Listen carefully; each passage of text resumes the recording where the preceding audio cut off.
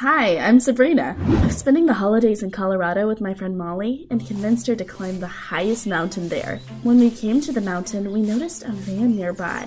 It had the logo of a well-known beauty company on it. It couldn't be. I'd always dreamed of working for them. Molly and I looked like models, and we worked part-time starring in small projects. We forgot all about climbing and came closer. A photographer behind the van was taking pictures of a girl against the background of the mountains. When they were done, I plucked up the courage and approached them. Molly and I introduced ourselves and said that it was our dream to work for their company. I showed him my resume and the photographer liked it. You need to talk to our director. Here's his business card. Tell him Frank sent you.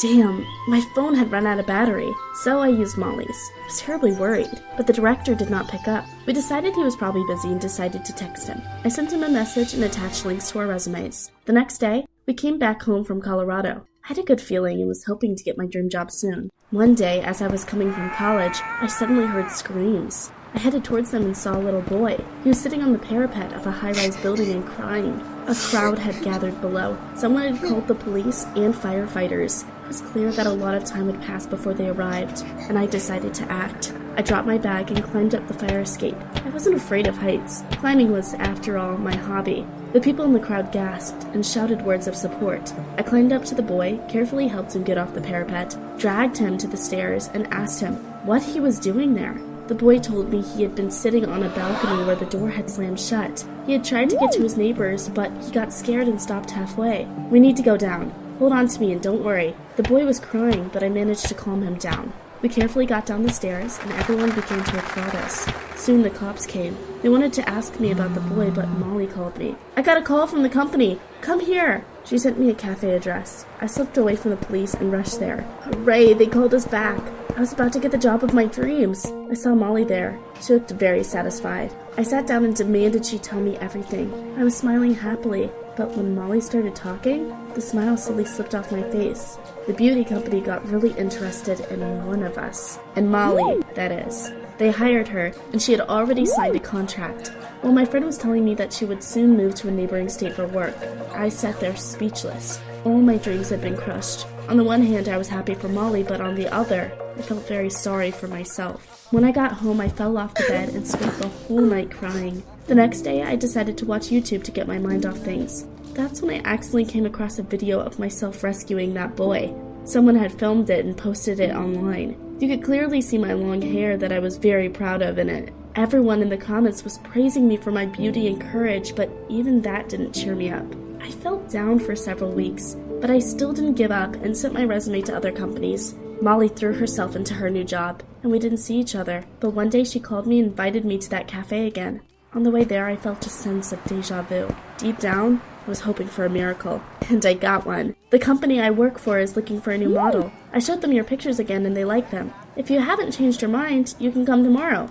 One word of advice though, you should agree to all the conditions right away. If you sign a contract, you will have to work very hard.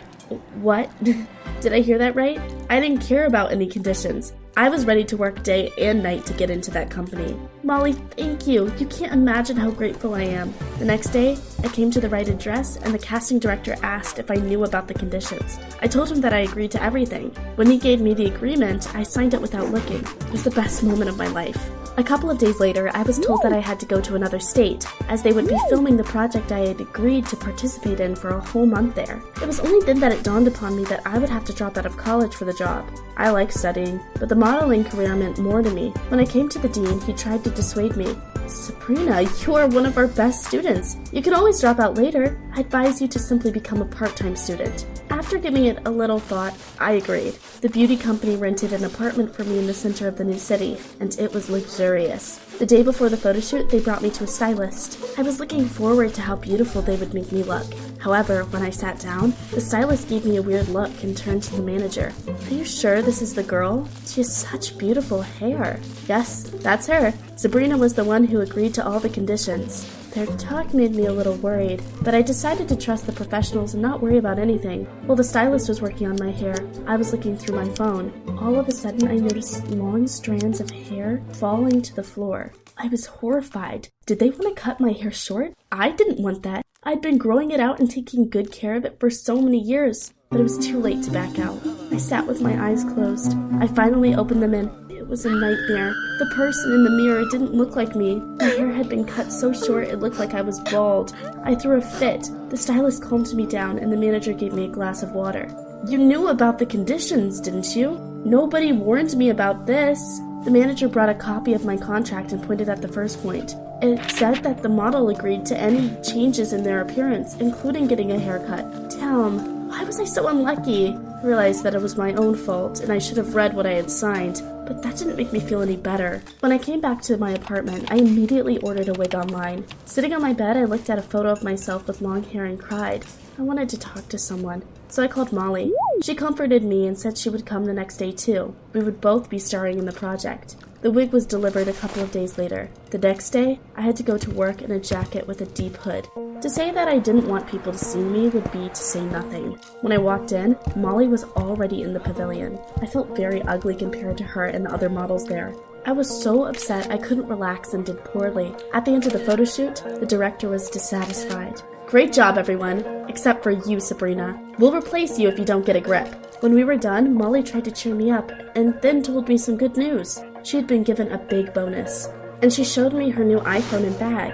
I felt like a complete failure while congratulating her. I'd always wanted to work in that company, but the price turned out to be too high. The wig was delivered in the evening. I immediately put it on and even went to bed wearing it. Early in the morning, I had another photo shoot planned, this time outside. When I arrived, it turned out that Frank would be my photographer. What a surprise! He recognized me and immediately was very surprised. Trying for a new look? I was close to tears when I took off my wig and showed him my new look in all its glory. Frank stared at me and even opened his mouth in surprise. My head suddenly started itching. I looked in the mirror and realized that the skin on my head had turned red and started to peel off. It was probably an allergic reaction to the wig. I felt so horrified I had a nervous breakdown. I ran away and sat on a bench, crying. I had practically dropped out of college and moved to another city, all for nothing. It was ugly. Someone suddenly put a hand on my shoulder. I turned around and saw Frank. He sat down next to me. Having no hair is not the end of the world. On the contrary, you now stand out among the other models. You have perfect facial features and head shape. Such a haircut wouldn't look good on anyone else, but you are still beautiful. After searching the internet, he showed me examples of other models who have shaved their heads for the sake of photo shoots. Frank assured me that it was a brave and professional thing to do. Models who were ready to try any looks were always sought after and respected. His words calmed me down a little. I gathered my thoughts and went back to the photo shoot. Frank airbrushed the allergy on my head, and the results pleasantly surprised me.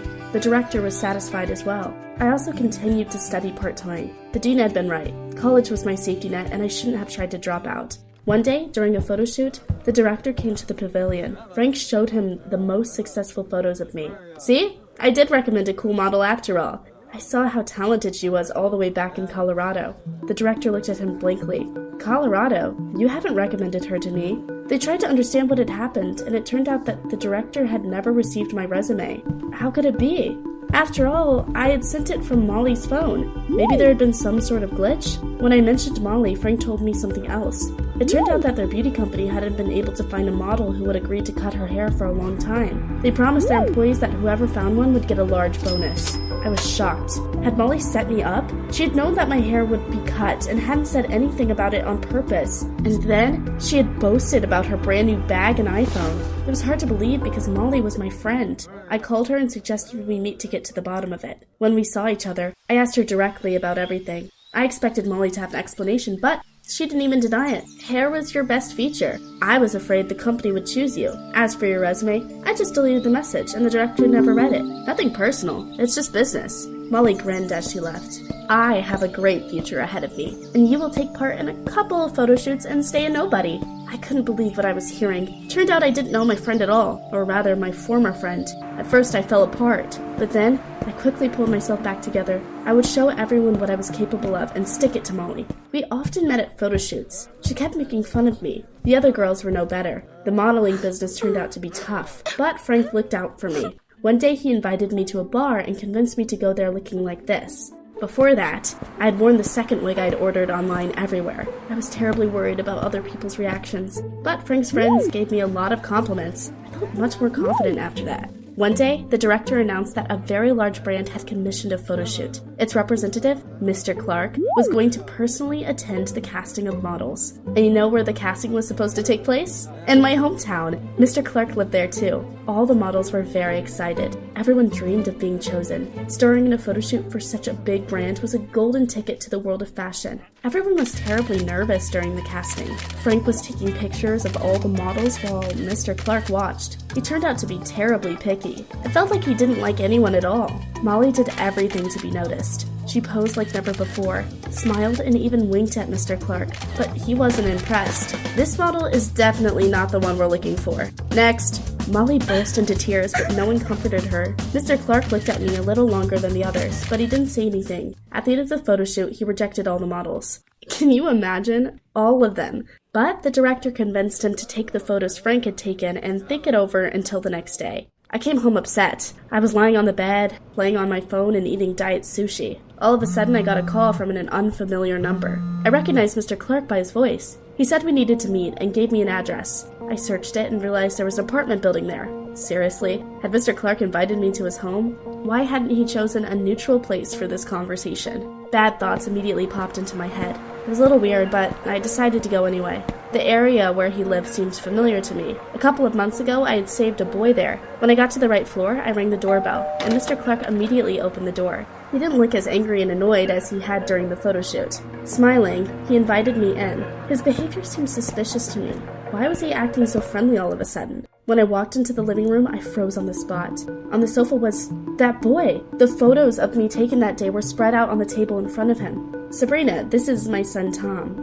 What? His son? What a coincidence. Mr. Clark took out his phone and showed me a video of myself climbing a fire escape. Is this you? I nodded, dumbfounded. Tom suddenly jumped up from his seat, ran up to me and hugged me. Dad, I told you. I immediately recognized her in the pictures. Mr. Clark offered me coffee and money as a thank you for saving his son. I drank the coffee, but of course I didn't take the money. The next day, the director gathered all the girls and announced the brand's decisions. Mr. Clark had chosen a model, and it turned out to be me. Pinch me. Was I dreaming? Molly turned green with envy, and I was over the moon. Mr. Clark had found a way to thank me after all. The story of Tom's rescue inspired Frank to do an original photo shoot. He told the brand about his idea and the management approved it. We climbed up high to take the photos. The result was amazing. My modeling career took off after that. My hair is gradually growing back, and I boldly try different looks. I've become very famous, but I'm still not dropping out of college. Frank and I are still friends, and we often work together. Molly was kicked out of the beauty company. She turned out to be a mediocre model with quite a volatile temperament. The most important thing is that I realized that it doesn't matter how you look. What's important is how you feel inside. Do you like to experiment with your appearance? Tell us in the comments down below.